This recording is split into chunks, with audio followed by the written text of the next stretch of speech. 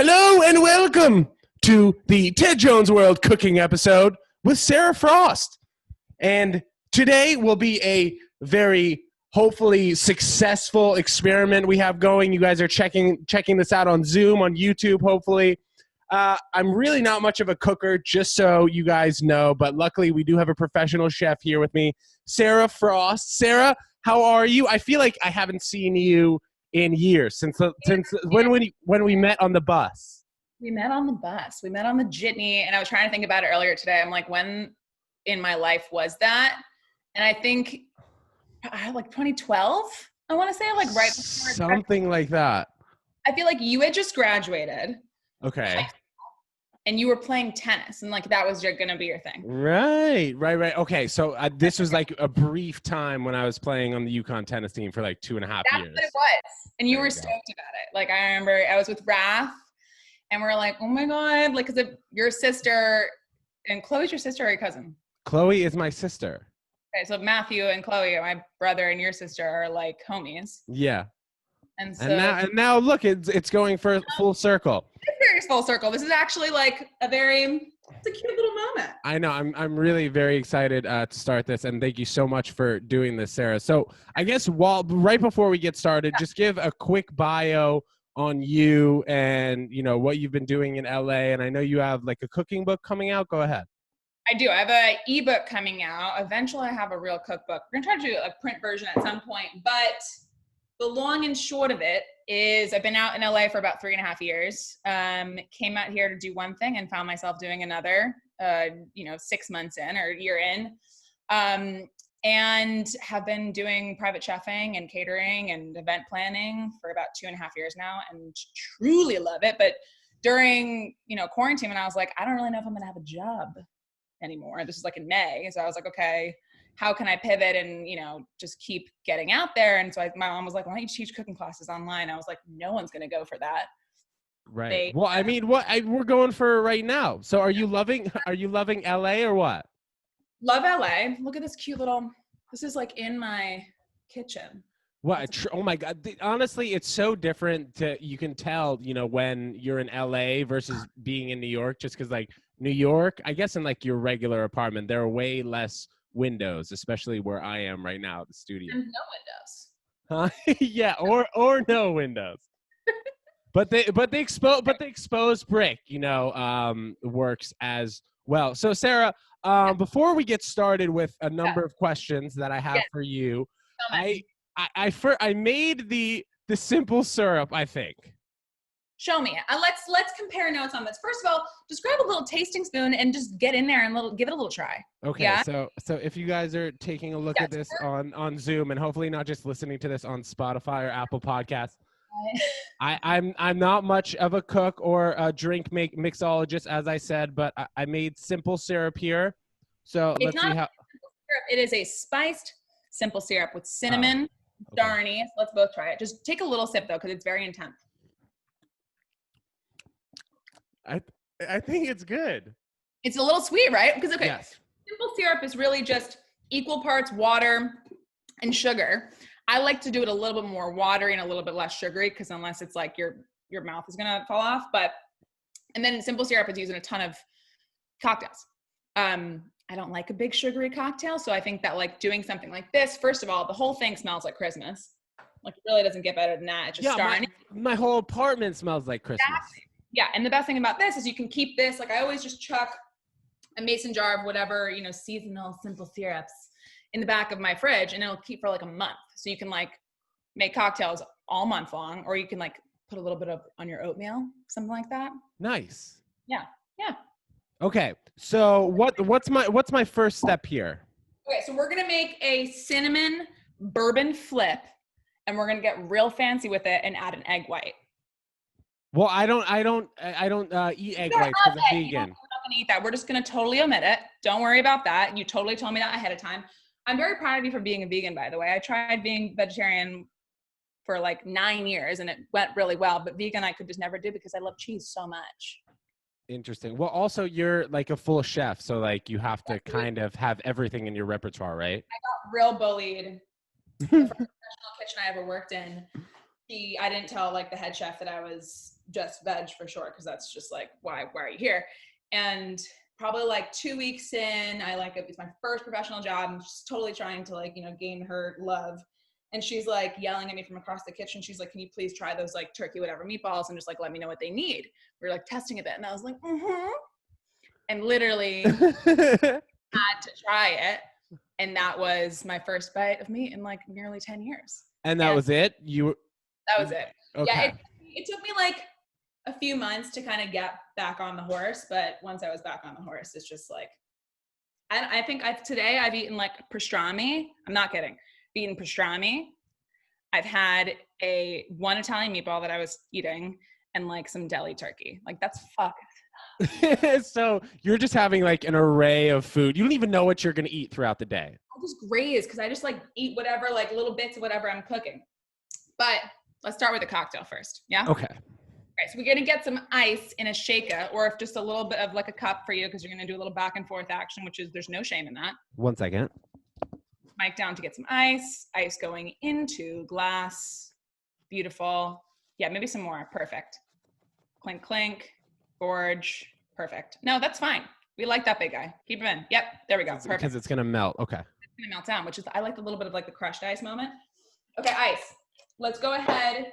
You can either, freehand this or get out a little shot glass, whatever you're Sarah, I want to tell you, I'm not so much of a drinker. So if I start to slur a little bit, just roll with it. Just roll with it. I teach classes when I like start on a cocktail. So like I just like really slowly sip. I mean like corporate cooking classes. Like, and they're like, you just got to pace it out. Right. So you got to go super slow on the bourbon. Go light. Okay. You can do like a half shot or just like do you. So we're going to put in a shot of bourbon. You can use bourbon, whiskey. Unfortunately, I'm drinking Jameson because that's the only thing in my household right now.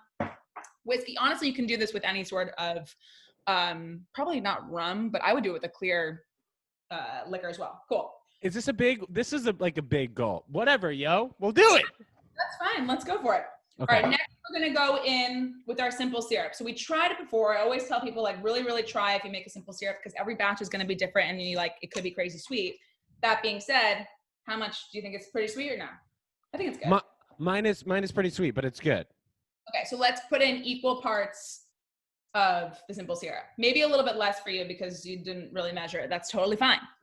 Just like a little like, do you have any measuring cups? I do. I do. Yeah, so great, perfect. Oh, so is that a half or a full? This is 128 grams. Does it say? I can't do gram measurements. I looked it up before, and this is a full cup. Oh, great. Okay, so let's put a quarter cup. Just like dip it in, like ladle it into your simple syrup. Yep, ladle it in, and just like get out like a little bit. Love it. Perfect. Yeah, like I'm gonna put in like that much. Okay. Cool. Let's put that straight in. So this is gonna add our like very festive sense. We have star anise, which is like looks. Do you know what star anise looks like? Let me show you. You know what? I got the drops for it, and you were telling me to put right. That's probably just like really concentrated. Yeah. So I didn't put in too much. It's just like it's really pretty. It's like almost like a clove, and it smells like licorice. All right, so we put that in. Next, we're gonna go ahead with our orange. Did you grab an orange? Amazing. Mic down, cut that in half with your new knife. Oh yeah, by the way, I bought a new knife just for this episode. Sarah knows. Oh yeah. You called me and said, "Do I need a knife?" And I said, "Yes, you do." All right, well, I'm a beginner here. Other way, that's fine. But next time, cut it through the top and the bottom. So that's fine. Don't worry. I'm already messing up here. Okay. It's just easier to juice an orange if you cut it like crosswise. So see the top and the bottom? Yeah. So you always want to cut citrus or really anything kind of crosswise because all of that's gorgeous. Okay. Gorgeous. We love that. All right. Okay, so now we're going to just squeeze that directly in. Of course, you could use, store-bought orange juice, but nothing better than the good stuff. Boom. Right into our drink. We love it. Okay. And there's really no good alternative for eggs in cocktails. There's an amazing alternative for egg, just generally for baking and cooking. It's flax. Have you heard of like a flax egg? Like just a flax seed? Like flax seed. So ground flax seed mixed with like, 1 tablespoon of flaxseed to 2 tablespoons of water. Can I see if I have that in my refrigerator? You're not gonna want it in your drink though, for sure not. Oh, okay. Never mind. It's gonna taste real dusty. We don't want that. Okay, so do I need to be putting the entire orange in, you think? No, I think you're good. We want a little citrusy, right? We have like those warmer notes of the cinnamon and the star anise and the bourbon. Now we want to like give it a little bit of a pop with the orange and the citrus. Okay, cool. Okay, so we're not doing with the egg white. That's totally fine. Let's give this a good old shake. Mic down. Oh, you're just going to go back. Perfect. Beautiful.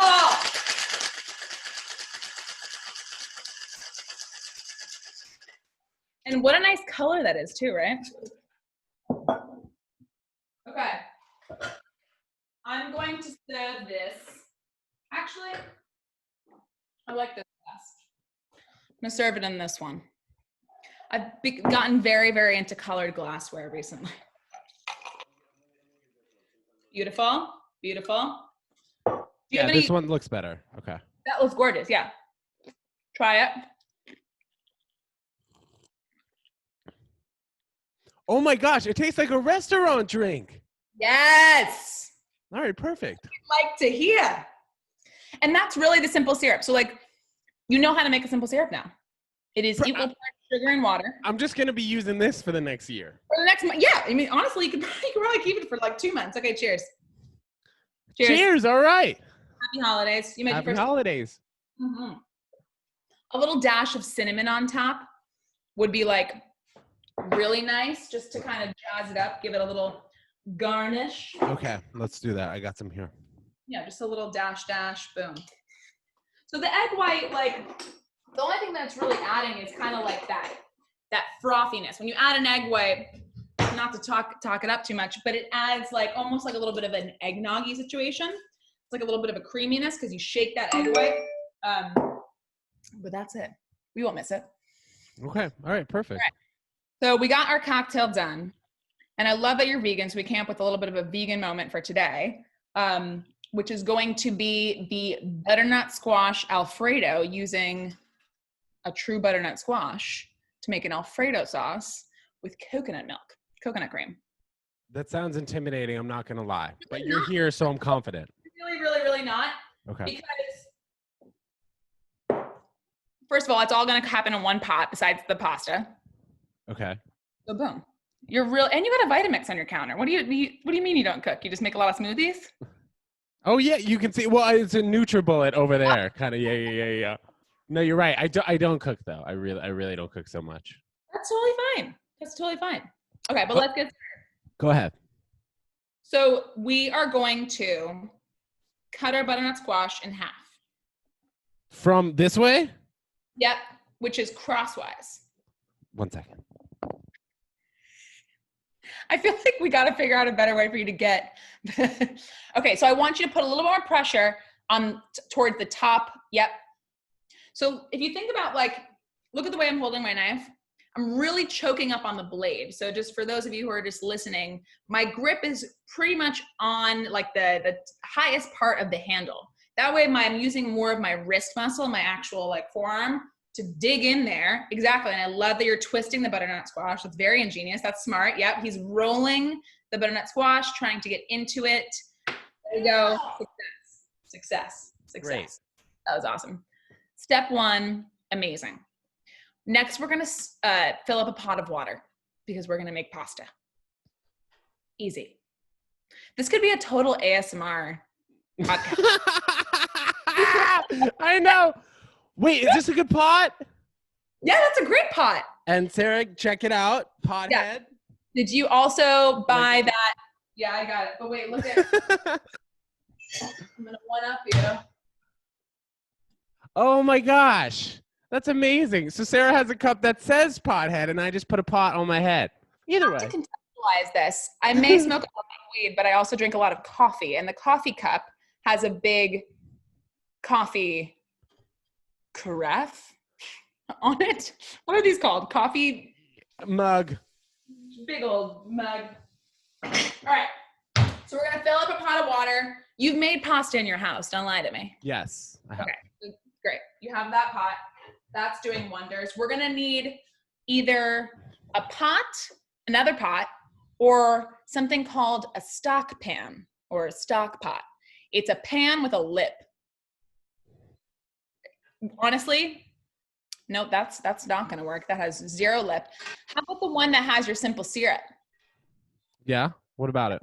We're gonna use that one. So I wanted you to just dump the simple syrup into like a bowl for the moment. Okay, 1 second. Amazing. Ladies and gentlemen, he is ladling the simple syrup into the bowl. Perfect, perfect. Do you have any pan that's a little bit bigger than that? If not, that's totally fine. You know what? Let me check. A pot that's a little bit bigger than this? Correct. But I don't know if I do. We want the lip because but pretty much we're going to be building our sauce in this pot. We're going to be making, cooking down. Perfect. We love that. That's perfect. Eee, great. Yeah, perfect. That's exactly what we want. All right, but in the meantime, we always want to be saving ourselves a little bit of time. We want to be efficient cooks in the kitchen, right? So we're going to get that pasta water going. So just turn it up. We want that to be boiling. Do I need the tray thing that I had showed you before? No. Yeah, that's more of like a griddle. That I would use that pretty much only for pancakes. And vegan bacon. And vegan bacon. All right, What kind of vegan bacon do you like? What kind of brand of vegan bacon do you like? I have some in my refrigerator that I can tell you. Is it the seitan? Yeah. Uptown Naturals. Good. I love that stuff. So I eat like the seitan and bacon from them. I love it. So good. It's so smoky and like sweet. Yeah, I really like it. Okay, beautiful. So Okay. I'm turning on the pasta here. You're turning on pasta water to a high. We're just going to get that boiling. Okay, excellent. But we're going to work on our butternut squash. So the idea here is that we're going to be cubing the butternut squash, cooking it down with some onion, and then giving it a little love with some coconut cream, which is going to add that sort of like deep creaminess, because obviously it's not like a true Alfredo, which has a lot of like butter and stuff going on. And then that's all going to cook down, and that's going to become our sauce. So we're essentially eating our vegetables in our sauce on our pasta. Nice. Okay. Yep. Let's get started. Okay, let's do it. Okay. We're going to, you've already done it. You've cut the butternut squash in half. Yeah. Mm-hmm. Yeah. Here is we always want to be working with a flat working surface, because if you were to go like this, that's a little dangeroso, right? If we're going to be peeling this back. Right. It might require 2 hands. Okay. Amazing. So take your vegetable peeler. Yeah, we're gonna work with the vegetable peeler first. He's putting down the knife, picking up the new vegetable peeler, taking off the safety guard. Give it a good rinse. You're hosting, Sarah. I love it. Okay, go ahead. And we're just gonna peel it down. So yeah, hold it, and then we pretty much just want to angle it and peel all this tough skin off. Yeah. And then you can kind of give it like a little bit of an angle. See how mine's kind of at an angle right here? So that when I like peel back, go like that. So squash, yeah, perfect. Squash is obviously a very hearty vegetable. So it has a bunch of layers of skin that are completely waxy and inedible. It's in the same family as the pumpkin. You know, I just removed my microphone, everyone, just so it's easier for us to talk. Yeah, exactly. I would just be talking for the next 30 minutes. Okay. I'm struggling here, but I'll keep it up. No, you're doing well. So yeah, I want you to keep peeling back.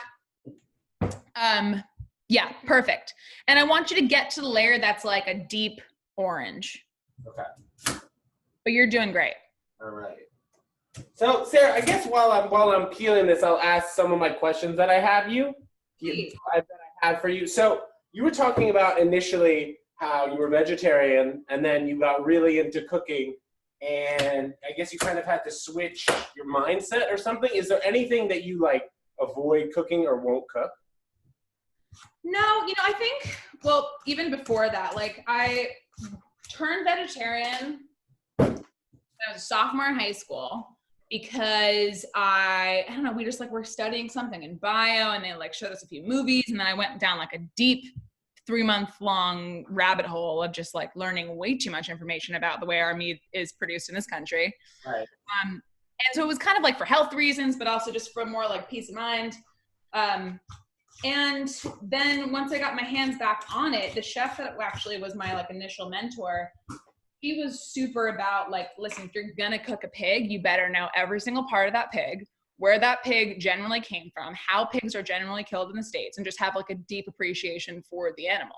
And that kind of just flipped everything on its head. Cause like, honestly, like I never really had an issue with actual, you know, killing of animals. That's kind of, you know, we've been doing that for thousands and thousands and thousands of years, but it's more the way that it was done. So just like taking the time to learning the anatomy of animals and what an actual different cuts of meat are, especially like a cow, it just gave me like a greater appreciation for it. So there's nothing I won't cook. It's actually more like, I can't wait to like cook all the animal parts one day, like, you know, just to kind of get my hands on it and just give it the appreciation that it deserves, I guess.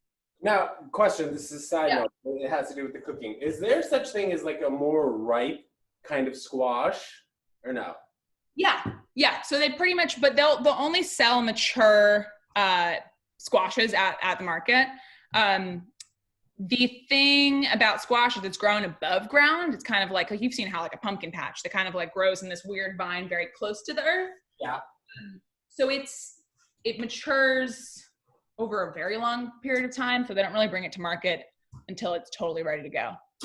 Are you thinking that yours is a little bit more pale than it could be? I feel that it seems like difficult to peel. That's totally fine. As long as you get off like this really waxy layer, then you're good, because we're going to cook it all down anyway. If you were just like roasting this, I might have you go a little bit further, but that's fine. And honestly, for today, you might just use that half that you're working on right now. That's what honestly, Sarah, I was freaking out about how long it's going to take me to do the other one. I did choose a pretty labor intensive. You did. I'm sweating. Okay, so I'm almost done. So how do I move forward here? So we're gonna finish that up, and then we're gonna grab our new knife. Yes. And before you do that, I want you to clear off your cutting board, because let's get all of those shreds into like a bowl or the trash, or if you compost, which I doubt you do. It would go in there. Okay, so let's put this in the trash. Cool, let's put that in the trash. We would just work with a clean workspace, right? Clear mind, clear workspace, boom. That's gonna go all into the trash. Love it. That's like why I started making my bed. Exactly. Clean bed, clean life. Exactly. How are you gonna change the world if you don't make your bed, Sarah, for us? Boom. Yeah, so we're gonna start by cubing this up. And then I know you're very excited about learning how to properly cut an onion. Okay, what do you mean about cubing this up? What does that mean? We're gonna do it now. So take your guy, and we're gonna put it on the flat side, right? Cool. Actually, I need you to trim off the bottom first. See this the root end? So I'm just gonna take and literally trim off that. Great. Perfect. Give it a little more pressure. Yeah, there we go. Perfect. Boom. Great. So now we're going to, is that the top of your butternut squash or the bottom? I just Top. Cool. That's great, because the bottom has most of the seeds. See how mine? Oh. And the top part is what you are using. Usually doesn't, which is great, because we're saving us some work here. So we're gonna cut it in half. We always kind of want to be making everything easier for ourselves, right? Yeah. Want to cut it in half. Yeah. So give it more pressure this way. You're like really, you're going more like this, like you're putting a lot of pressure on the back end. I want you to dig it more in. Oh, okay. Cooking is no joke. Like I pretty much stopped working out during quarantine. Just, Seriously. beautiful. So that's step one. Yeah, cool. Now we're gonna cut all of those in half again. And the end result is just cubes, little cubes. We kind of want to get them down to the size of so. Okay.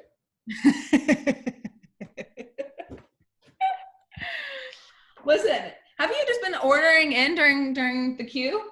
I mean, to be honest, I have been, but like my meals also when I do cook are like are way simpler, you know? Well, listen, this is, you know, you're here to expand the mind. Absolutely, this is great practice. You're doing great. Exactly. Perfect. And if you don't get them down super tiny, that's totally fine. Okay. Go get a little bit closer to your product. Yeah, there you go. We can still see it perfectly. That's good. That's good. Perfect. Perfect. Woo! And that's a new sharp knife, so be real careful with that. Yes. Perfect. And so the idea is you really want to just get them all down to be like a similar size, because think about it. If you like have one that's twice or 3 times as big as another cube, that's going to take 3 times as long to cook. So you're going to end up with kind of an uneven chunks. Right. We don't want an uneven. Right. It kind of looks like cheddar cheese. It does look like cheddar cheese. It's a very bright orange, which is why I think it's, you know, very just presentationally nice for a sauce, because it's going to kind of emulate that cheesiness. And then we're also going to be adding in nutritional yeast, which Yes. Have you worked with that before as a vegan? No. So it's going to become your best friend, because it literally is, it's like kind of leftover yeast from like brewer's yeast. Yeah. And we'll give it a good sniff later, and it tastes very cheesy. Okay. Yeah, it smells and tastes very cheesy, so it's kind of a vegan's delight, because you kind of are going to get that cheesiness with the yeast. Can you see this from right here? Yeah, that's great. Because still get them to be all generally the same size. Boom. So Sarah, when did you like start cooking for real? Was there like somebody in your family that like was teaching you at the beginning? You know what? So I think I just come from a family of like, there's so many good home cooks. My family, like between my mom, all of my aunts, pretty much all the men in my family besides my dad. And so just really, you know, looking back on it, I'm like, damn, I was surrounded by not only living in New York City and just being exposed to different types of food since I've been a baby, but just really grew up in a family of like, everyone was a really good home cook. And then honestly, when I became vegetarian, my mom was like, you know, that's cool. Like you're old enough, you're 16, you make that choice on your own, but like, there's no way in hell I'm cooking 2 dinners every night. So figure it the fuck out. And that's when I started cooking for myself, like every single night, carried it on through college. And I think it was just kind of one of those things where I had my blinders on to like what I was doing for so many years, that I just never really considered it as something I would actually end up doing. Now, did you take cooking classes in college, or was it like kind of like a post-grad thing? Yeah, I got my BFA in acting at Michigan, and which is just like such an intense, you know, schedule. So honestly, like it would kind of be like my respite, like my like, you know, point of meditation in between like class and the late night rehearsal, going home and cooking for an hour, just like being completely by myself, focusing on one thing. It was like my complete happy space. And I never really acknowledged it as that. And then when I came out to LA, you know, I was doing acting, was pretty well set for that, but just found myself cooking more and more and more and more. Yeah, we're going to chuck that straight into that pot. Great. Perfect. And then just one thing led to the next, and here we are. Great. So, okay. So what do I do with the squash? Right into the pot, not the pot with the water, but the other pot that we chose out, the good one. And there's no heat on this yet. We're literally just going to put this in, and then we're going to pop that heat on. But the heat is going to go on it just by itself in the pot? Yeah, we're gonna get that going, and then we're gonna add a little bit of olive oil and give it some other love with some more seasoning. But let's get that. So put it on like a medium heat. Once you all get it in that pot. With no olive oil though? We're gonna add the olive oil right now. Yeah, so you can go ahead and turn on the heat before you add the olive oil because it's a really hearty situation. And kind of just like swirl in a good amount, about like a tablespoon. I'll watch you. Go. Go for it. Go for it. Go. Keep going. Boom. I can barely, it's a very slow drip. No, I was just thinking that. Okay. I think it looks like slippery enough. Yeah, that's great. So that's what we're going for. We're going for a slippery squash. Okay, gorgeous. So give that a good toss. Like grab either, do you have a cooking utensil? Do you have like a wooden spoon? Boom, he has it. Amazing. Okay. So just toss that about just so it's all kind of generally coated and looking shiny. Now, are you okay with me using the same pot that I cooked the simple syrup in? Did you just put the squash in that? That's fine. Okay. Woo! Because it's the string. It's very strong. Actually, yours was real strong though. It's so good though. Yeah, so I'm fine with that because only thing you're gonna be getting a tiny bit of sugar on the bottom, which no one's mad about. Okay. Amazing. So do you have a lid for that by any chance? If you don't, not a problem. I want you to add a lid if you have it. No. That's totally fine. If you did have one, the purpose of that would be to kind of steam it. We want to like get it going and start, No, what's the real point of steaming things, if you don't mind me asking? So if we were just going to put that on, which we're going to do with no lid, and kind of crank the heat, all of the air from this environment, from your kitchen, is kind of meddling with that, and it's getting like more of a fanned action. You have like wind circulating around, right? Loosely. When you add a lid to it, you're kind of creating a steam that goes this way, and it becomes wet steam. So as your vegetable is cooking, it's releasing moisture, and then that moisture is getting trapped by the lid, and the air starts to go like this. So does that mean like you're not wasting any flavor when you put a lid on it? It just means that you're like, you are getting top and bottom heat instead of just heat from the bottom that's kind of being dissipated into the environment. Was that too food science-y? No, I understood kind of.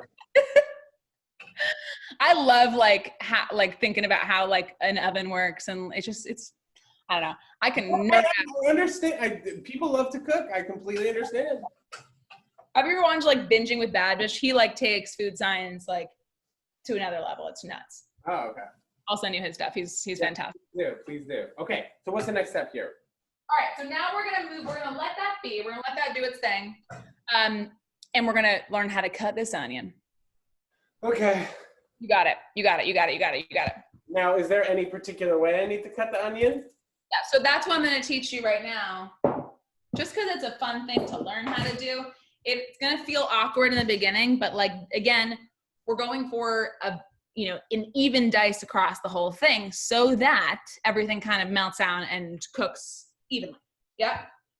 So remember what we did with the orange, how you did it this way? Well, I did it the wrong way initially. Right, so that was the wrong way. So we want to make a cut through the root end and the top end. So this is the end that goes down into the earth. It grows underground. We're going to cut it like so. Here, I'll do mine first. We're going to cut it through the root end and the top. So not like that. Like that. Oh, like that. Yeah, like that. We like that. Okay. Boom. Whoa! I don't think I've ever cut an onion. Seriously? Yeah, I don't think so. Your first time. Let's use the bigger side. Why not? Yeah, perfect. So we're gonna be slicing this onion because we don't really need it to be diced because the whole thing is gonna be blended up together or kind of cooked down together. Yeah. But what I want you to find your root end. It's the end that has like the hairy bits, right? So the root, it grows in the earth, boom, all the roots, perfect. We're gonna keep that on. We're gonna use that as like an anchor to peel back our skin. So I want you to just kind of trim off the very top of that opposite.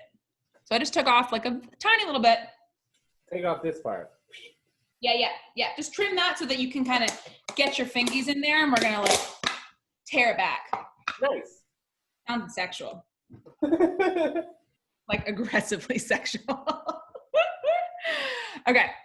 Trim it off. Did you trim it? Yes. Perfect. Great. So then see this first layer of skin, how it's like, oh, yours is nice. Great. So then find where like the driest part is, and we're just gonna peel that back because that's not edible. I mean, I'm sure it won't make you sick, but it's pretty nasty. Right. Peeling the onion. Okay. Onions. Okay. Boom. How's that? Yeah. Maybe you can peel back like that second layer. Does it look a little like dried out? A little bit, but it looks Yeah. good. Let's get rid of that guy. Cool. Capiche? Then we're going to place our onion, again, flat side down. We always want to work at the flat working surface just for safety. We don't want our product rolling all over the place. Flat side down. And then we're going to cut this way. But I really want you to practice going as thin as you can. Yep. So remember, we're going to be rolling our blade. See how, like, if I'm doing it like here, I don't want you to go like this. I want you to go top, down. And I don't want you to drag your knife. That's perfect.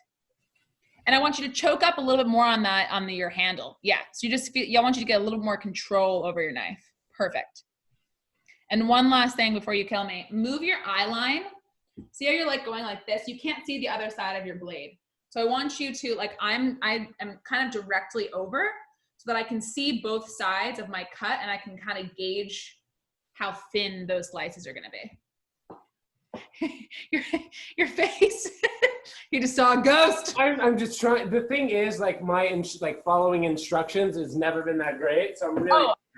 Dude, I am the worst at following instructions, which is why I've had like a really hard time baking.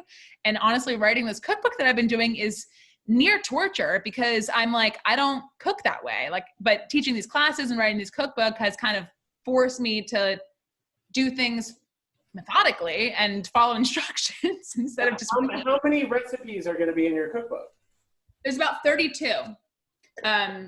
My stupid ass in the beginning of summer was like, I'm totally going to write, develop, and shoot this cookbook by like September, like no problem. Because I was just in upstate New York with my family, and that's an insane thing to say you're going to do because no way in hell. So it's getting done right now. We're in the 9th inning of it, but yeah, I definitely bit off more than I can chew with that. Well, how do we find it? And it'll be out shortly? It'll be out for purchase, hopefully on my website. So it's going to be a digital download, like an ebook to start. And then I'm talking to like a few printing houses here in LA. Obviously it's going to be self-published, but it might be on Amazon. We'll see. I'll keep you posted for sure. And your website is what? Spooningwithsara.com. Nice. Perfect. You know? Okay, so I kind of went ahead and started cutting it a little bit more. I don't know. That's so fine. That's so fine. Okay. Do you hear this ASMR going on? Is yours doing that? My squash is making noise and my pasta water is about to be ready. We love that. So we're on the same page. Okay. So let's add our onion into our pot with our butternut squash. Okay. Now, is the half of an onion too much sometimes or no? No, that's perfect. Okay. If you're looking at it and you're like, damn, this looks like a lot, maybe put in like 3/4 of it. Okay. Yeah. So put it in the butternut squash. You want to put it in the butternut squash, correct? So Sarah, what's your favorite dish that you like to cook? Oh gosh. I'd say like more style wise and like taste profile wise, I like anything Mediterranean, super, like I'm huge on seafood and just veg. Like I can just eat seafood and veg 7 days a week and be super happy. I like everything briny and salty and pickled and smoked. Like I'm like an intense, I have like the flavor sensibilities of like a 95-year-old. So you say like fish. Do you like ever make sushi? Yes. Yeah. I actually have been making a lot of sushi for this family that I've been working for this fall. Like 3 days a week, they want like some serious sushi, but it's a lot easier than people think. You just have to like really kind of practice. I'm just tossing about my onions and my. Okay, I'll toss them. We're tossing it about. We're tossing it about. Ooh. Even the squash looks like it's getting brown too. Oh, good. Actually, I'm going to have you turn down your heat a little bit if it's browning around the edges, because the thing is we want it to cook through all the way. We want to cook that squash until we can pierce it through with a fork. So here's what we're going to do. We're going to start by adding in our seasoning. Yep. We're going to start with salt.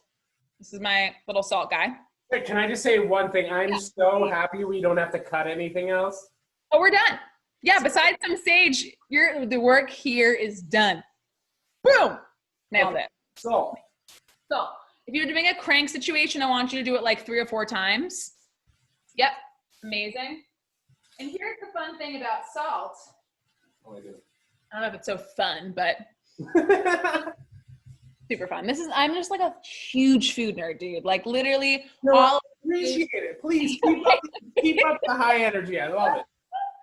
Okay, so salt is not just adding like a saltiness to whatever you're cooking. It does 2 things which are major.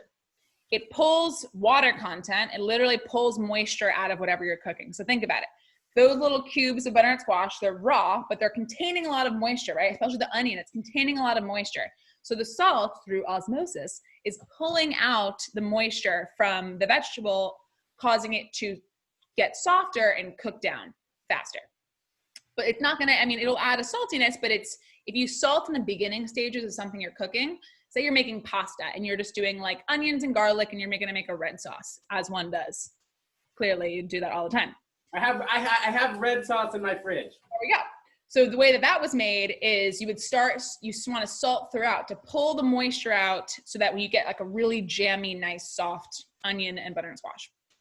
It also extracts flavor. I can't really tell you the food science of that, but it really, really does. So if you salt as you go, instead of just cranking some salt at the end of whatever you're cooking, that's just adding sodium and salt to the top of it. Huh. But if we start doing it now and we kind of do it throughout in little bits, it's going to make the best food. Okay, question. So adding salt before you start really, I guess, eating it is more so of a moisture thing than adding salt itself. Yeah, it's just like, you're going to build flavors on top of each other and like just make it the best it can possibly be instead of just like adding salt towards the very end. Okay, cool. And that's all I got to know about salt. Actually, there's a lot more you can know about salt, but for now. It's in the ocean. Yeah. So now what?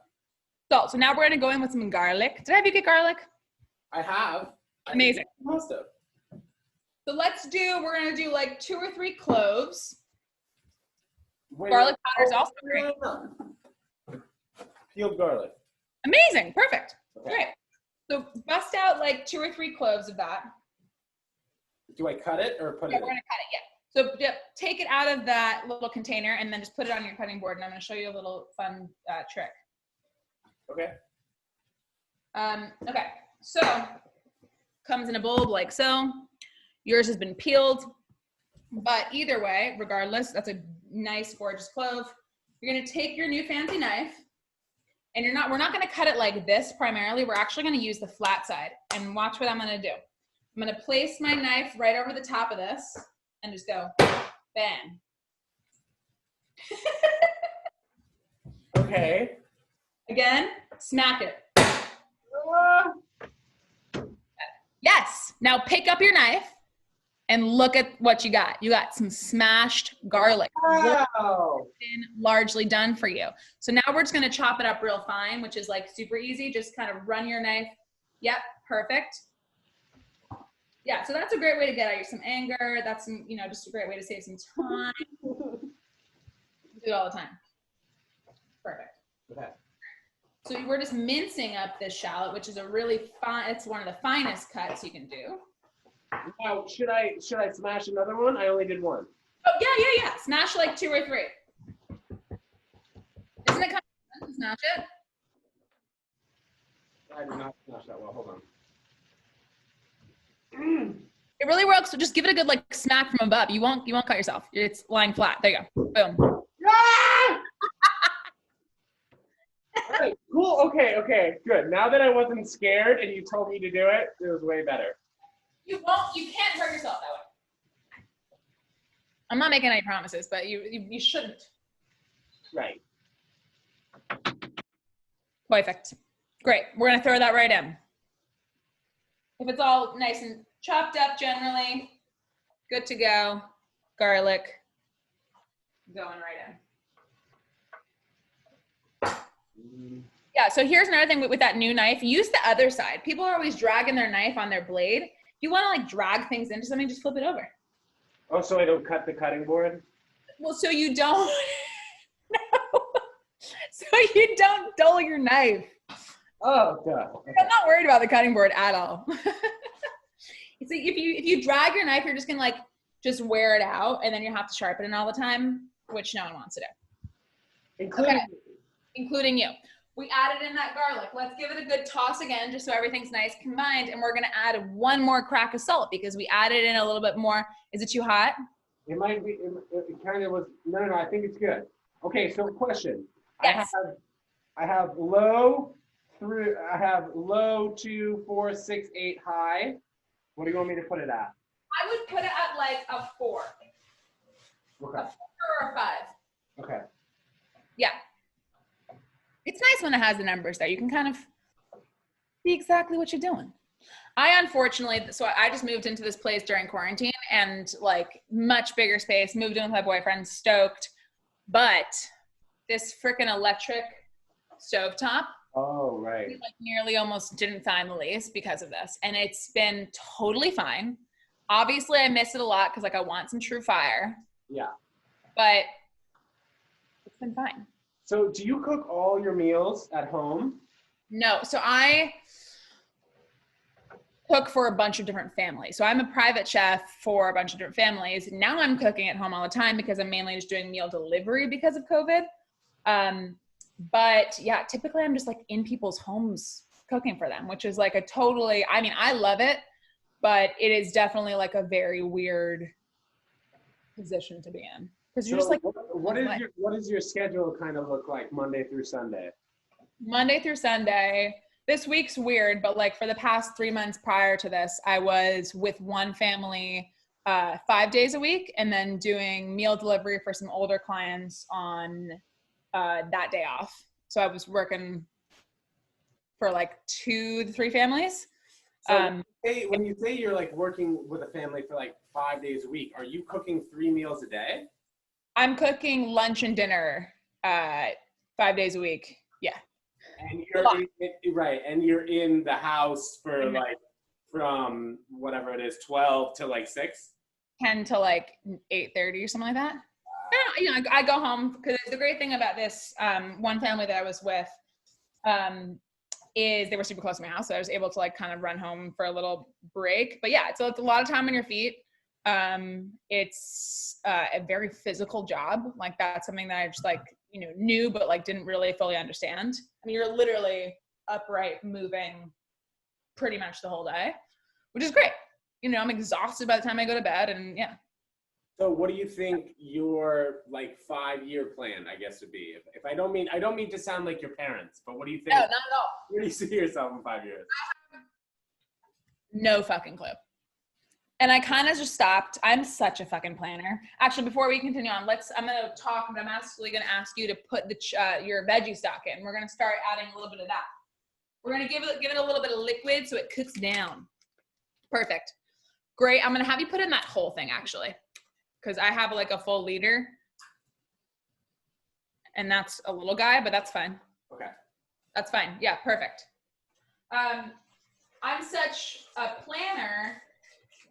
But then like when I fully switched, I was like, auditioning and acting and also working in some like catering kitchens and working for other chefs in 2018 before I like fully knew I was like gonna switch gears.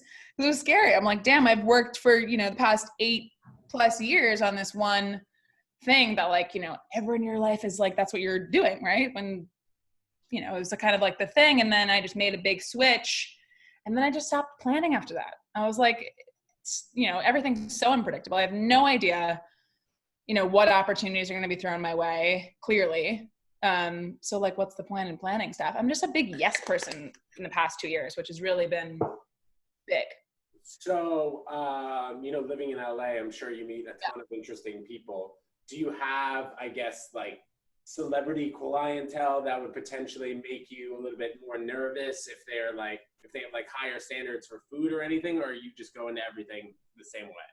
I have worked for a handful of celebrities, and I've only had like one bad experience, and the guy was just like kind of like a dick. Besides that, they've all been just like, I don't know. It's a weird thing. I think about it a lot because it's like when you're a private chef, you're not just like a restaurant chef. You're, being asked to seamlessly go into someone's house and make their life easier, essentially, right? That being said, it's like you can't be a robot, but some people kind of want you to be a robot. Most people don't. Most people are like, I need you to be a normal person who's like going to fit into the fold of my house. Does that make sense? Yeah. Do you have like an assistant with you when you're it depends on how big, I guess, the party is? When I do like events, when I'm not just like someone's, regular chef, I definitely have a crew of people who I will hire for that. And I love doing that. Like I, did a wedding recently, which was really fun. The most I've done was actually like my own events. They used to like throw these like pop-up dinners, here in LA, which became like super, super fun. And like at one point it was summer of 2018 to the summer of 2019, I threw 2 dinner parties a month with between like 40 and 100 people at a time. I remember hearing about these dinner parties. Those were so much fun. And as soon as COVID's over, I really want to get that going again because I don't know, it kind of came to be because I just, again, like started cooking for friends so much when I first moved to LA.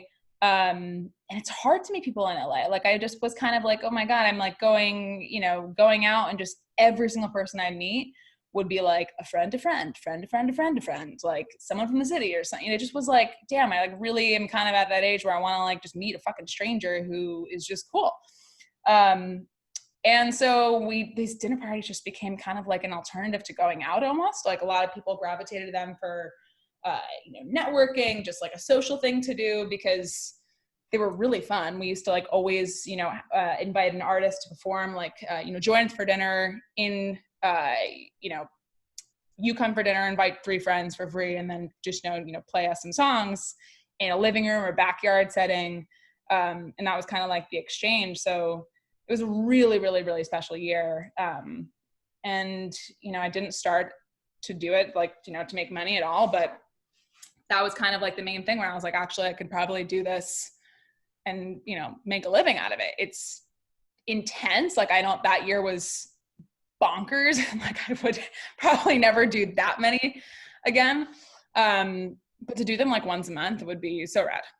So that's amazing. So it kind of feels like you maybe before the curve started to figure out that at-home dinner parties were the wave. So I don't know how the restrictions are in LA right now where you are, but they just announced that NYC, like indoor dining is done. Yeah. Oh wait, they did in New York too? Yes. Today? Done, yes. Shit, I'm coming home next week. So, I mean, if you're comfortable eating outside in the 30-degree weather, I don't know. But it's honestly, it's a scary thought to know that all these people who have worked years and years and they, spent $200,000 building out this space, and then they have to pay rent, and it's just a crazy situation. So I guess now that things are changing, do you think that maybe you'll focus on the dinner party side of things now? Well, that's like kind of what we've been playing. I've gotten, first of all, I just want to say, like, I'm so grateful that I even have a job right now because so many of my friends who are, in my space are restaurant chefs and they really are hurting right now. And it's tragic and everyone should go sign the Restaurant Act and donate so we can get that through Congress. But it is definitely going to be, I feel like, one of the main takeaways from quarantine for me is just like, making my home somewhere where I actually want to be more. And I'm seeing that a lot with my clients too. People love to host, but they like don't want to do the whole work. LA is incredible for that because everyone has backyards and we're able to kind of eat outside year round. So I think even after quarantine, people are gonna, just be down to entertain at home more. I feel like there's been so much like at home stuff. So absolutely, I would love to bring back those events. And, people have been just requesting small dinner parties like left and right since September. So hopefully that will carry on as soon as we kind of get the green light. Right now, I'm like on a full pause from taking any in-person anything because it's so bad. And I just it's just not worth it. But we'll see after the holidays. And once, we get everyone gets vaccines and everything, but it's definitely scary for sure. But I'm definitely in a good place in the industry because of all the at-home stuff for sure. So before I ask the next question, is there anything I need to do here? So let's go ahead and put, you're fine on the butternut squash. We might actually bump the heat a little bit, turn it up to like a 7. Yeah, we're gonna kind of get that to like a low boil. Again, the idea here is we want everything to kind of just like cook down. And then we're gonna chuck it in that blender. In the blender? Yeah. Oh, wow. Yeah. Okay. Yeah, like a nice creamy sauce. But let's go ahead and add in our pasta to our water. I might need to add actually a little bit more water because mine drained. Yeah, Bonds is great. Super great alternative for gluten-free people. I cook with that for a lot of my clients. Are you gluten-free as well, or you just want to be a little health? I want to be a little health. I love that. All right. So one thing, have you heard about salting your pasta water? Okay. I've seen my sister do it. Amazing. So salting your pasta water is key because we use pasta water in a lot of cooking. We're going to be using a little bit of it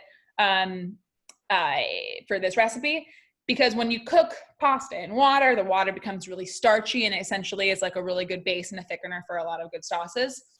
But we always want to salt it right when it starts to boil. A lot of people will put it in the beginning. Don't do that. It falls to the bottom. It corrodes your pan. So yeah, go ahead and put a shit ton of salt. Look how much salt I'm about to put into just this. Keep going. You got those tenny forearms, man. Boom. Oh, you see that? There you go, girl. That's why the episode's on Zoom. Check out the forearm. All right, I think I'm good. With that. You're good on the salt. Let's go ahead and add our pasta. So also, Sarah, what you say that like you go to like chef at a person's house, like how does it work money-wise? Like do you like just charge by the hour? That has been something that like I've really been working on for the past year because I'm just so bad with kind of like standing up it's hard to put a price on your own work. Like that is the most difficult job when I was starting to do this for real. Put in about, let's do about half of that. Or if you want to make the whole thing, go for it. That's a question because that was one of the hardest things. I'm like, when I was just starting out, I was like, I really wasn't that comfortable asking my male mentors, like, yo, what do I charge? Until they were like, I became more comfortable to kind of lean on them. But it is a really competitive industry. So like I had no basis of how to charge. So now there's like a few different systems. It's usually just like a day rate, or if I'm there for like a week, then it'll be a week rate. For meal delivery, it's just like a flat rate plus cost of groceries. Obviously for, people pay for their own groceries too. But yeah, that was a really, really tricky thing to figure out because it's kind of like, I am my own company. So and also right. And it's also got to be pretty difficult. Like if you're going to a black tie event, as opposed to like going to chef for a family that you chef. Totally. So and also like, you want to be mindful of like, okay, this person's like a total fucking celebrity. Like I can charge them up the wazoo, but you want to be like respectful and like keep things pretty standard. Like you don't want to be like, so yeah, it's all pretty standard now. But no, I'm very lucky. I've been able to just get it's all been word of mouth, thank God, knock on wood. But I've gotten extremely lucky, honestly. So what's the longest amount of time you spent on one dish? It could be for like 4 people or whatever. I would say like one time I did a 72-hour short rib situation. But that's the pig? no. Short ribs are it's beef. So, but it's what? Oh, no. Listen, it's not a bunch of work for 72 hours. Like you literally chuck it in and then it's kind of like doing its thing. I've smoked meat before. That's definitely the most, just make sure all the pasta's in. We just want to make sure it's in there. And once it's kind of, if it's like at a roaring boil, you can kind of turn it down.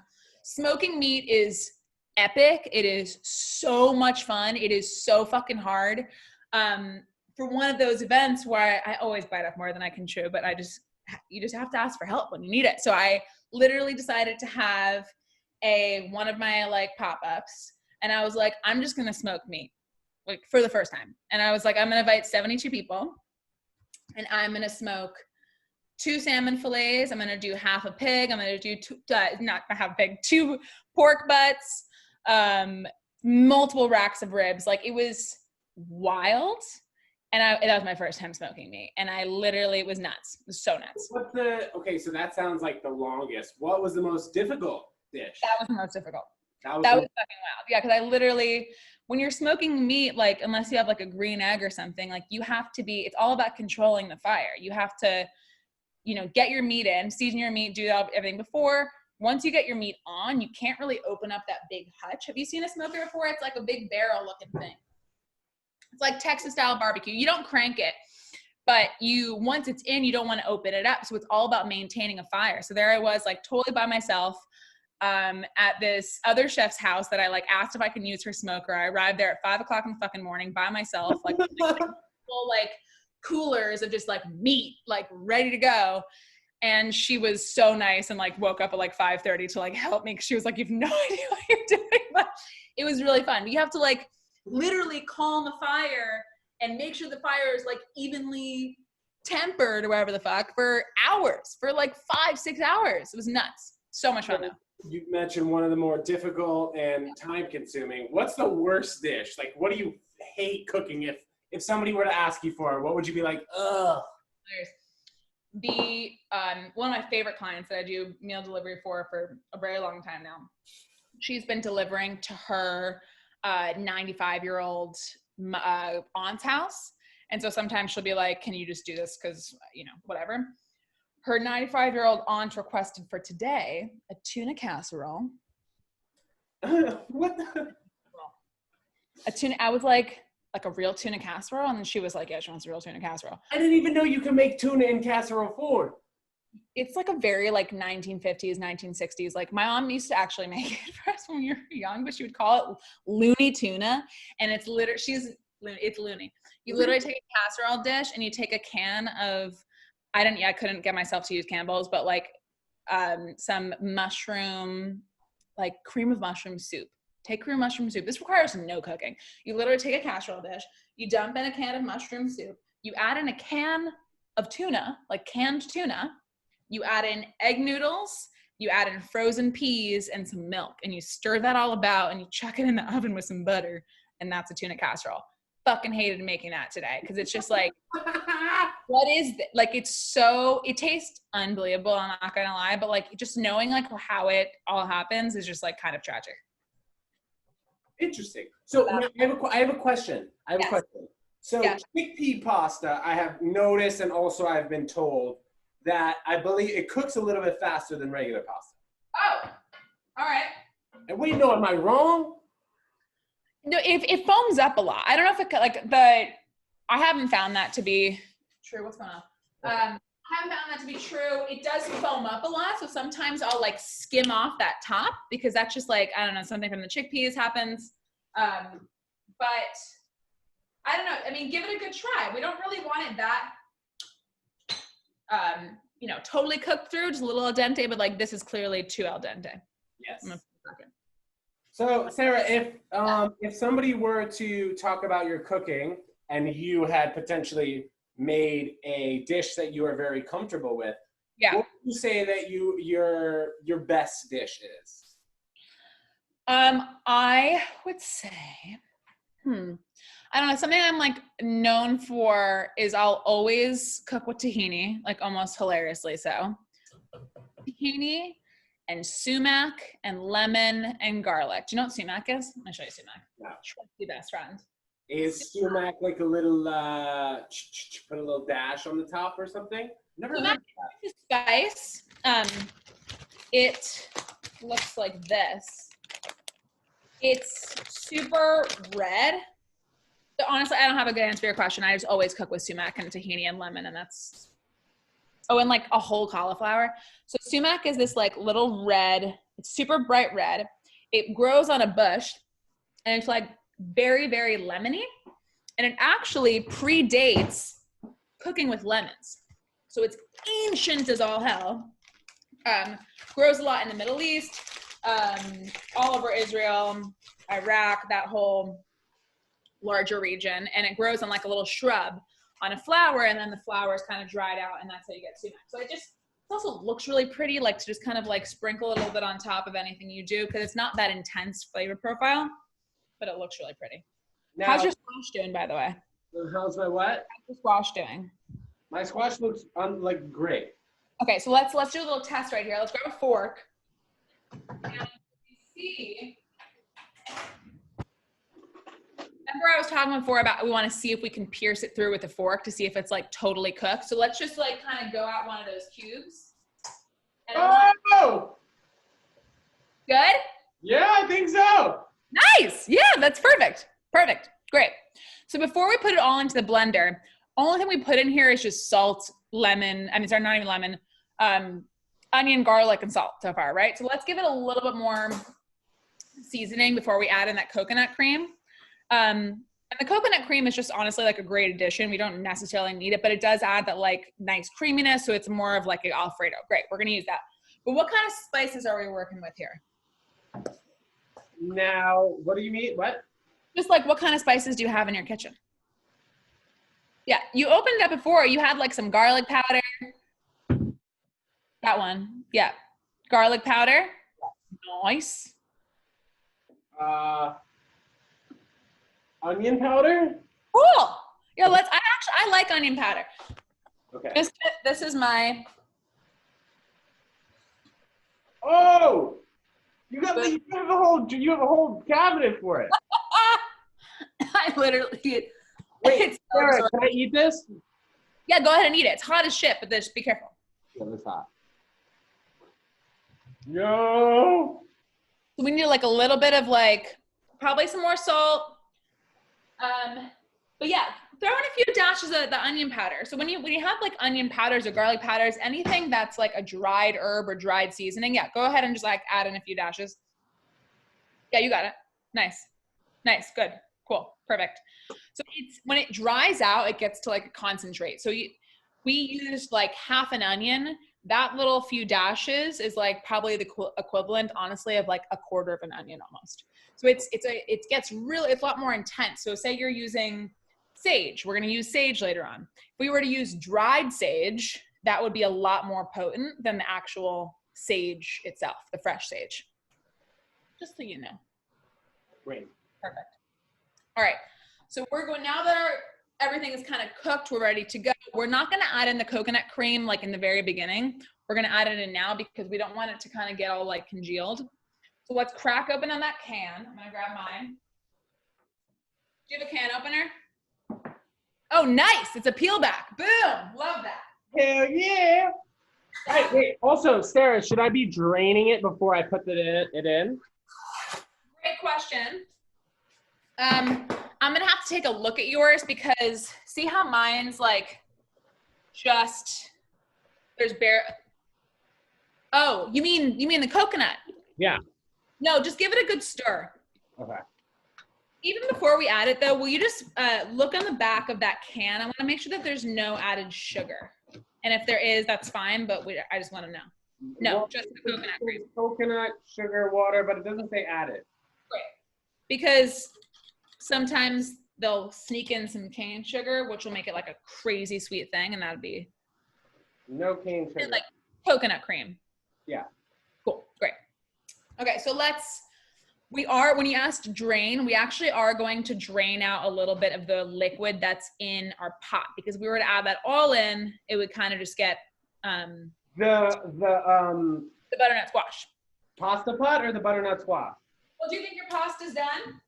I believe so, yes. Well, let's drain that first. Okay. And we'll blend it up and then we'll be good to go. Now, okay, this is a question that I'm a little bit jumping the gun towards just because first-time cookers are always thinking about this at the end. Yes. How do we go about, yes, cleaning super well? The pots. Yes, Or just pots. the pots. If you have, I think my biggest trick is if you ever have something that's like you have just fucked up the pan, it's totally sticky, you're like, this is gonna take an hour to scrub this off. Put the pan back onto the stovetop on a very, very low heat. Totally cool if there's soap in there. And then use a wooden spoon to scrape it off. As it heats back up, it's gonna become like super easy to clean off. That's like a absolute lifesaver of a trick. Cool, I will do that. So question, how much do I put do you want me to keep some water in the pasta? I want you to, just keep a tiny bit at the very bottom, but pretty much strain the whole thing out. Because we're gonna be using some of that pasta water. Okay, great. Now put it back in? Yeah, put it back into the pot. Cool.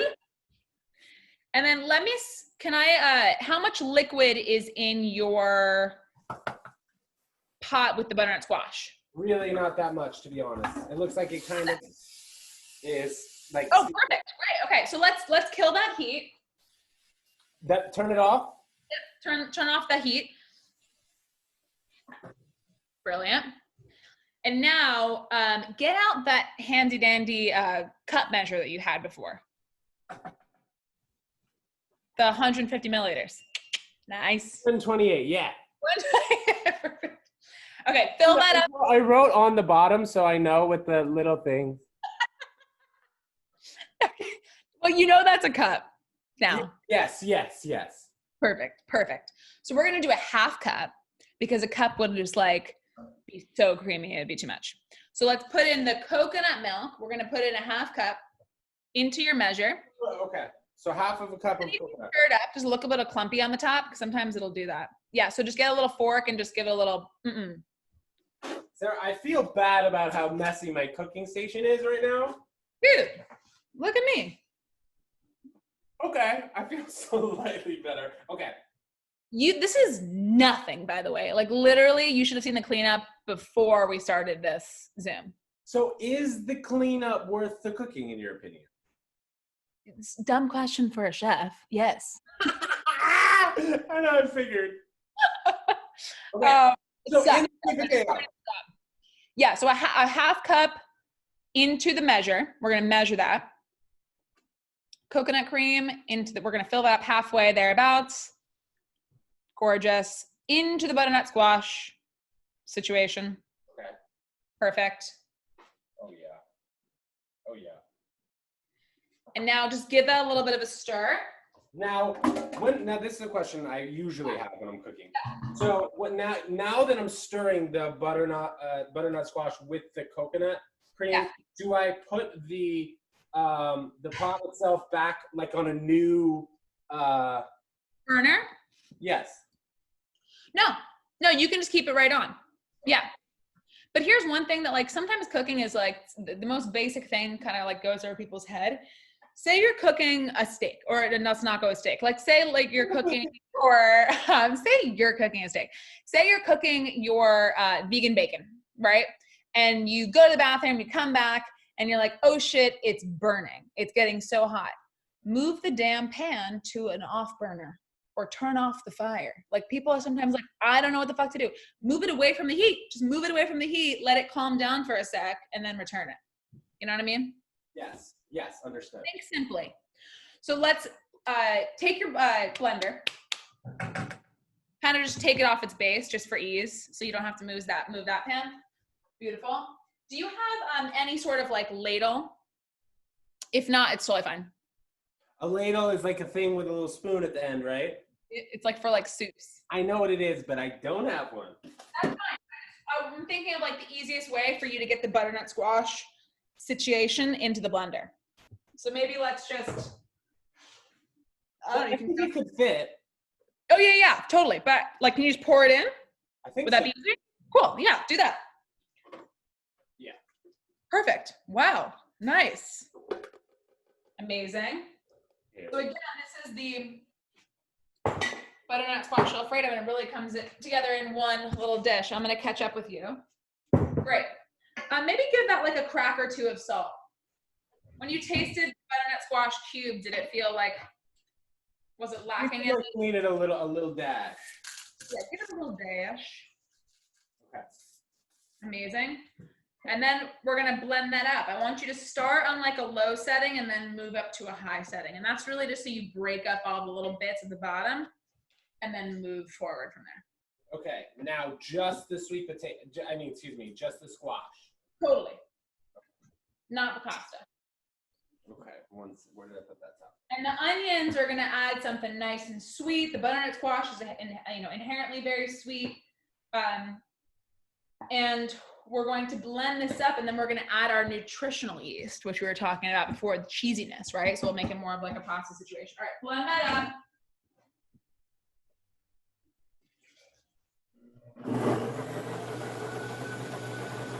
Is it going?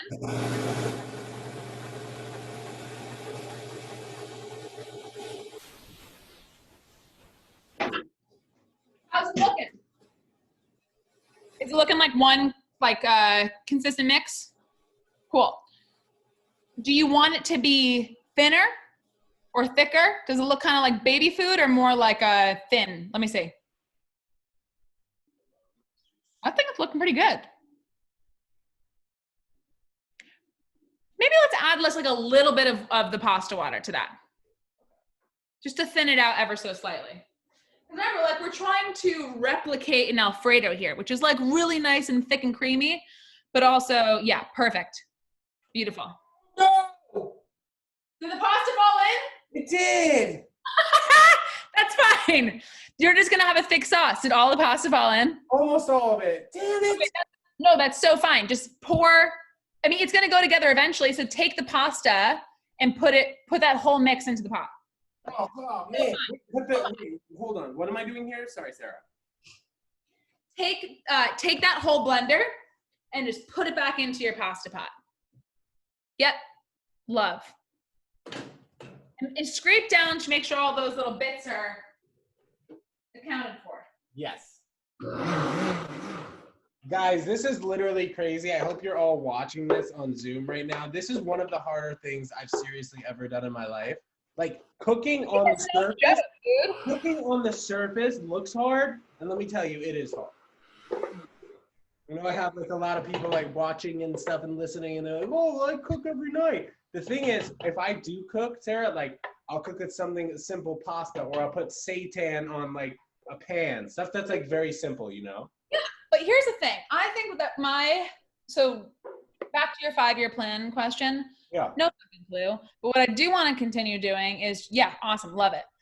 Is just it does fuel me to teach people how to cook or just become more comfortable in the kitchen. I'm not trying to like teach people how to make every single thing in the world, but because I don't know how to make every single thing in the world, and I'm still learning all the time, and I hope I will always be learning. But it is really gratifying for me to teach people to just become more comfortable in the kitchen. You know what I mean? Like seriously, I have learned at least 5 things just from this session. Boom, boom, and that's just a launching pad. Like, you know, you now generally know how to cut an onion. I'm sure you're going to cut it next time. You're like, yeah, Chloe, give me that onion. I can cut it. You know, a lot of firsts on this episode here. I love that. Okay, so I'm pouring my sauce. Yeah. Into my pasta, which is what you've done so far. Yes. We're just gonna toss this about. And I actually want you to put it back on the heat slightly.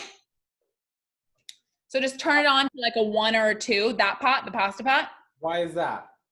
So we just put in the sauce to the pasta. And even when you just put just like a canned thing of marinara or whatever, you're making your pasta, you want to put it over a little bit of heat so that the sauce and the pasta get married. Think about it that way. You're literally giving it like the extra oomph it needs to kind of bind it together, so you don't just have like your little strings noodles swimming around in sauce, you like have them become one. You know, when you go to a pasta restaurant and you're like, dang, this sauce is just like clinging to the noodle and it's shiny and glossy, and that's a lot because of butter, but not always. It's because you're like forcing them to marry. So we put it back on a little bit of heat. Yes. And this is where I want you to look like a true pro. Move typically I would do this in like a pan with a handle, but move your sauce, like your wiggle it back and forth while whisking in a circular motion. Let me see if I can like, boom. I'm like going like this. I think mine needs a little bit more water then. Can I add more? Yes, please. And that's what the pasta water is for. Or just water. Yeah. Just a little, maybe like a dash of that. A dash or two. Yeah, perfect. Love that. So we're vigorously stirring, which is like forcing the sauce to cling to the pasta. And I probably put in a little bit too much sauce, but that's fine. Okay. Also, what you just made prior to this is butternut squash soup. When I put the Just everything besides the pasta technically could totally pass through the butternut squash soup. oh, cool. Now I know. Right? And now we're gonna add in that nutritional yeast, and I want you to taste it before you add it. Because with anything, if it's new, cooking is a lot of muscle memory. You know what I mean? Like you're literally using all of your senses and your physical ability. So your brain will remember shit. And it'll remember if you just taste it plain before. Give a little. The yeast or the pasta? And the pasta, but I'll try the yeast first. It's not great as is, but I want you to take it in. Yeasty. It tastes weird, but okay. Super weird. But you know this is great on top of too? What? Popcorn. It says that too. Really? I think that's actually like the number one suggestion. Great on popcorn. Totally marketing it as that now. Yeah. It's fucking great on top of popcorn. By itself, not great, but we're gonna add in, like I'm gonna sprinkle a fair amount, but feel free to just, use your own discretion. It will taste more cheesy than you think. I'm probably putting in like 2-3 tablespoons. Woo! Yeah. And then kind of disappear into the whole situation, but it's gonna add this like very subtle cheesiness. Oh my God, it looks so good. So by adding this little bit of heat, again, we're just like binding it to each other, and we're kind of just like forcing them to get along. This is honestly, Sarah, starting to look like a restaurant, potentially. I love it. I'm beyond excited. Wait, you're cleaning. You're making. Should I be cleaning too? No, I just spilled. You're fine. And to be honest, I feel like the cleaning is post episode. Don't you guys worry. Post episode for sure. Like now, you will hopefully, and I can totally send you this recipe too, so you have it in writing. But like, you could totally invite a girl over and be like, I'm gonna cook the one thing I know how to make, and that's totally fine. And then boom. I don't know. The thing is, like, once I'm fully once I'm either fully comfortable cooking this dish, or hopefully fully comfortable with a girl, I'll make something like this. But like, I usually just do very basic, But like, I think that inviting someone over for dinner is unbelievable. And if like I invited me over for a first date, or maybe not first date, a second date as that, I'd be like, that's pretty fucking impressive. You know what? I would love to do that. So I'll keep that in my mind. Especially restaurants are closed in New York City, my guy. You're right. I can't believe that too. That fucking sucks. I know. It really is crazy. To be honest, like, I guess, we'll talk about not cooking for a second, but like, what are these people supposed to do? Like rent is still due, mortgages are still due. But the Restaurant Act needs to be passed so people can be on payroll until they can open back up again. I mean, it is, I don't know the exact numbers, but it is like one of our top 5 industries in the entire world. Yeah. Straight up. How are we giving this money to fucking cruises and not something that's on every single corner in the entire United States? It's so twisted. It makes no sense. Right. Preach. Let's plate this up because we've done some. Yeah, we did it. That's it. Okay, grab your fanciest bowl. cooking for myself, like plating something up, just like you've come so far, why would you not make it look pretty too? Okay, so I do have a bowl, but I also have a plate. You want me to bowl it or plate? Whatever you want. Well, what do you think will be fancier? I think the plate's probably fancier. If it's not like a huge plate. Yeah, that's perfect. So this plate that I have here, it says, might I suggest the most expensive wine and the most expensive dinner? So you know my jokes. That's hilarious. I think this will be perfect with this dish. It's perfect with it. You have to open up a nice bottle of wine after this, or not. You know what? Or either way, you know, I do since it's legal in LA and I don't mind talking about it. I am a bit of a pot guy, so we'll see. Hey, you're preaching to the choir, my guy. We'll see. I said that twice now. So it's all good. So okay, so how much should I put? Pot? No. How much pasta do I put? Whatever you want. Like, what is your portion size? Let's see. Let me see if I can bring like that. Nice. Yeah. So it's like I want to make it look like circular for the. Oh, no, you usually clean around the edges, right? Yeah, we're gonna do that. But do you have any tongs? That's totally fine. But if you did, what I do is I kind of twist it in the pot like this, and then it becomes this like cute little spiral. Oh, right. And then I can just kind of lay it down like that, and then I like twist a few times, and then I slowly release. Now, in terms of while I am going to be eating this, do I want to leave the stove on like low? No. Yeah, you're gonna want to turn that off for sure. Yeah, just pop that off. Definitely. Pop that off. Wait. Get a little wet paper towel. Okay. Yeah. All right. So that's like one of the more exciting things. Like, although I've never worked, this year was actually the year that I wanted to get like at least 6 months under my belt of restaurant stuff. Obviously not going to be the case, but I have worked on like massive catering teams where like, you know, we're doing like a 300 person benefit or whatever the fuck it is. And we're in these like fancy garages in Beverly Hills or whatever. And one time my job, which was so much fun for like a full hour, every single plate that went through the pass, which is like right before it goes out, I had like this, I had 2 little fingers and I was literally just going like, it was so much fun. You have to be an adrenaline junkie for this job also. And did you have to make like the same design on all of them? Well, here's the plate. It's like, oh yeah, the same, absolutely. Like every single height of every single salad had to be like completely the same. Are you ready to see this? I wish, you know what? We forgot our fucking sage, and that's totally fine. Well, I still got it for next time. Yeah. Sage is really floral. It's like very intense. So if you just cut it up really thinly or fry it. Should I not? But I'll leave it. I don't need it. Yeah. Do you have like what can we garnish with? Maybe just put like a sprig of it on top, but don't eat it. Just for show. Yeah, that's great. Oh, for the pic, for the IG? Yeah. Okay. So, it's one of sage, like smell it. It's super intense. Like you would not want to bite into it like you would basil or parsley or mint or whatever. It's like it's not a tender herb. It's a floral herb. It's like used for like poultry and stuff. Do I just take the leaf or the whole branch?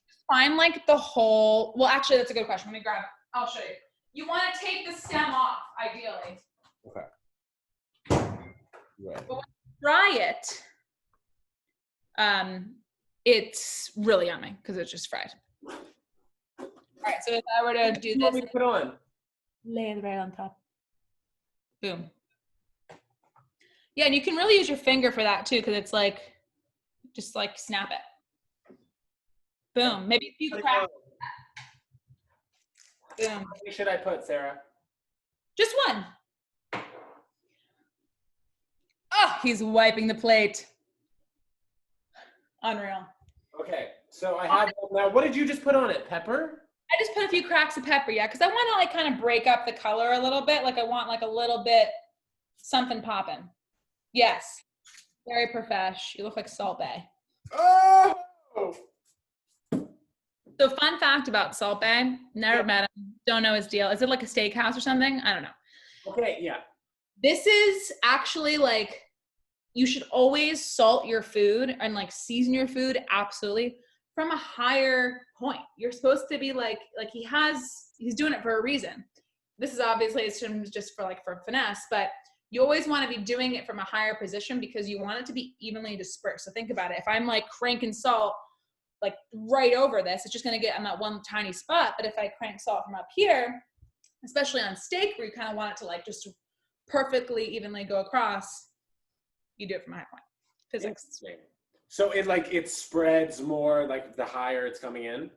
Yeah. All right, let me grab a fork and we'll take our bite together. Oh my gosh, this is like this. Are you guys seeing this? Look what I did, Sarah. This is amazing. And that's a great plate for it too. It looks like very like West Village Italian restaurant. Gorgeous. West Village, but in Chelsea. Seriously, if you guys want to come over and eat this stuff, $50 a plate, pal. Okay, love. Let's finish by taking a little bite together. Boom. Some more ASMR, hopefully. Cheers. Is this good? Yeah,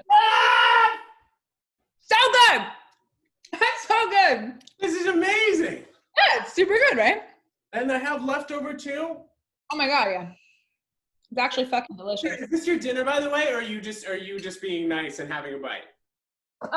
It's 5, not my dinner. Both? I actually made chicken. I have a chicken soup behind me that I made this morning. Wild. Amazing. Ooh. True chicken soup for Hanukkah or something. Sarah, this is amazing. Any other steps that I need to do? No.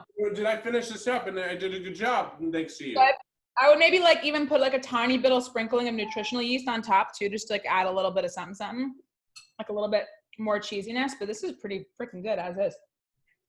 Oh my, Sarah, okay guys, literally coming into this episode, this is besides like one of the first episodes that we recorded, this is one of the most nervous I've ever been for an episode. Just because I didn't want to fuck it up. But it's really fun too. This is honestly so fun, and the cleanup I have to do is quite intense, but this is amazing. I always, it's really fun to just like smoke a tiny bit and then clean up. Right. Okay. I'll definitely do that and take that note. My advice: try that out. Sarah, this is honestly the best thing I've ever made by far, and I appreciate you so much. So what's on tap for you for we talked about 5 years. What's going to be happening with you for the next 3 months during like this lockdown? I'm working on finishing up the cookbook, which should be done by like December 20th, so right before Christmas, which is amazing. You can get it on my website. It's going to be download on spooningwithsara.com. Same as my Instagram handle, easy peasy. Yes. And January, I'm hopefully going to be finding another family to be working for more consistently. And then as soon as we can get events back going, I really want to, throw back those Spooning with Sara events and just do as many as we can and just find cooler artists and keep doing that. So if, let's say, somebody were to come to LA and they want to have you as their private chef for like an outdoor dining sitch, totally. What's the best way to reach you? Email Sara at spooningwithsara.com. But it's just email me through my my Instagram. It's right there. Yeah. Amazing. But I do one-offs all the time. Like, if you want to have like even like a 5-person dinner party, I'm your girl. That's amazing. Sara Frost, this is seriously the best thing I've ever had. I cannot thank you enough for teaching me how to cook for a brief amount of time. And I'll remember this recipe, and I'll remember your voice in my head telling me what to do. Yeah. So you think that the move is from now on it's dinner parties, no more restaurants? Listen, I really want the restaurants to come back. I think that they can both exist in the same space, but we really need those restaurants to come back. I think that just generally going forward, people are going to be like, whoa, entertaining at home is kind of so much more fun than eating out at like a 12-person dinner table. There's kind of nothing worse for me. Just entertaining at home is the best. Do you feel that like maybe, it could be like cost effective too? Like, if you go to a fancy restaurant in New York, like a Daniel or something, it's going to be $60 a dish. At least. Daniel, you just threw like just kind of like a $60 dish at Daniel. Is it Danielle or Danielle? I have no idea. I have no idea. Went there for my 18th birthday. That place is freaking sick. Fancy. Yeah, it's definitely a great way to save money. I think that, I think especially for people in their 20s, early 30s, like just learn how to cook one thing, or like bring your friend or put your friends to work, invite 5 people over and just kind of give everyone a little task and then make a meal together. I think there's nothing better in my mind than like a dinner party that goes on for 6 hours and just gets really super fun at someone's house. Like that's the best night for me. So Sarah, before I let you go and enjoy your evening, what do you think the best show would be for, like, I guess a beginner cook like myself to check out on a Netflix or some platform? I mentioned Binging with Babish before. He is incredible. He's all on YouTube. He is a home cook, I'm pretty sure, that like kind of just gets into the nitty gritty. Bon Appetit's older videos before they got canceled are great. They have a ton of basic recipes on there. Honestly, you can learn so much from freaking YouTube. It's literally insane. Like you can easily type in nearly any dish in the world into YouTube and someone will walk you through step by step. So it's just so accessible now. I think all the food shows on Netflix are unbelievable. I love the Great British Bake Off. I don't even like to bake, and that's just pure heaven for me. But yeah. Do you think that, I guess the last question I'll ask you, do you think that going to culinary school and being in the kitchen, I guess, every day is worth it now? Or is YouTube just as good? The first year that I was like working in professional kitchens, obviously I was like, that's the clear next step, right? Especially because it's such a male dominated industry. Typically I'm like usually, one or maybe one of 2 females on the team. So, in order to like earn your stripes, it's more now, like I used to ask people all the time, like, should I go to culinary school? And they were like, absolutely not. Like literally just keep working, keep meeting new people that you are impressed by, that you like, are like, holy shit, you're so good. I want to like learn from you. And just keep learning on the ground that's what I've done. I have no plans on going to culinary school. I would love to cook abroad at some point in my life. Just study somewhere in a restaurant environment. But I think honestly, as it is with most industries, just get your legs working. Like just get out there and just ask for help. Like people, if you don't know something, like speak up and just ask a question. People love that, especially in this industry where it's like so much about, your heart. People love when you're like, how do you do this? Teach me this for 5 seconds. So yeah, there's YouTube, but also just like getting in there, like literally physically getting in there and just learning as much as you can. Yeah, totally. It seems that like you can do anything from Google and YouTube these days. Like, like I remember back in math class, they were like, "You're not gonna have a calculator." Like, dude, I literally have a calculator in my pocket. No, but it is true. Just like, it's a 10,000 hour rule for something like this. Totally, cooking is a huge muscle memory thing. Like I was saying before, it's just you just got to fail and figure it out, and just the main thing is just becoming more comfortable. Yeah, like you have to do with everything. The cooking episode with Sara, professional chef. Sara, thank you so much for doing this. I really appreciate it. You have taught me so much today, and I honestly will maybe now think about inviting a girl over to make a full dish. You know what you can do? You can just have me on Zoom in the background and just a little mic. Yeah, I'm gonna put an ear pod in my ear. Just okay. What do I do now? Salt now. Watch the salt. Amazing. Look how we did here. Oh, nice. Beautiful. Sara, thank you so much, and we will talk soon. That was really amazing. Yeah. Thanks, Sara. Bye. We're good.